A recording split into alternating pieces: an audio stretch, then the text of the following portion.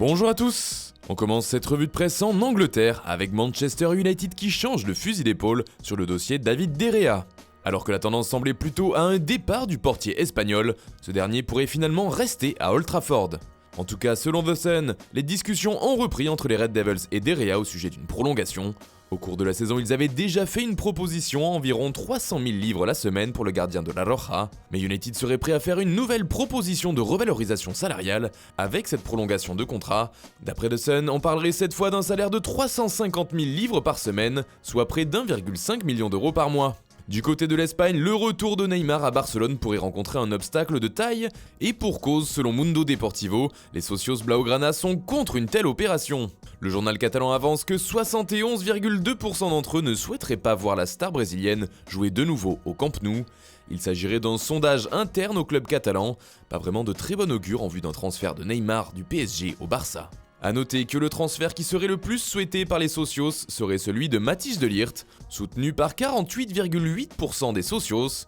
En comparaison, seulement 3,6% d'entre eux souhaiteraient réellement le transfert de Neymar. Toujours dans la presse catalane, le journal Sport l'affirme ce samedi, le Barça compte bien frapper fort et même très fort sur ce marché des transferts estivales.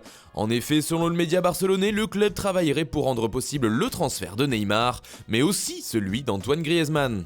Un mouvement qui fera à coup sûr beaucoup de bruit et pas seulement en Espagne. Sport ajoute que le Barça demanderait à Neymar de baisser son salaire, de communiquer publiquement sur son envie de revenir au Camp Nou. Enfin, la star brésilienne devra retirer sa plainte contre le club suite à l'affaire de la prime à la prolongation non versée par le Barça à l'époque.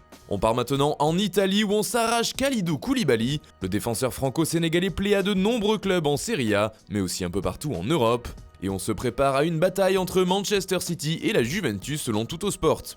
Le journal italien met en scène Pep Guardiola et Maurizio Sarri sur sa couverture. « Je le veux », dit le coach catalan au nouvel entraîneur de la Juve. Mais ce dernier espère bien convaincre son ancien joueur de le suivre à Turin. Il faudra cependant payer le prix fort pour s'offrir les services de Koulibaly puisque le président de Naples, De Laurentiis, en demanderait 120 millions d'euros. Mais d'après The Telegraph, la Juventus serait également à fond sur le dossier d'un autre défenseur, puisque c'est bien la vieille dame qui serait en pole position pour faire signer Matthijs de Ligt. Le champion d'Italie est prêt à débourser les plus de 70 millions d'euros demandés par l'Ajax, mais surtout serait prêt à faire une offre difficile à refuser aux joueurs, avec un salaire situé entre 15 et 20 millions d'euros, de quoi permettre à la Juve de passer devant le PSG sur ce dossier. Toujours en Italie, l'Inter va être actif cet été, et il va même offrir un Pirlo à Conte.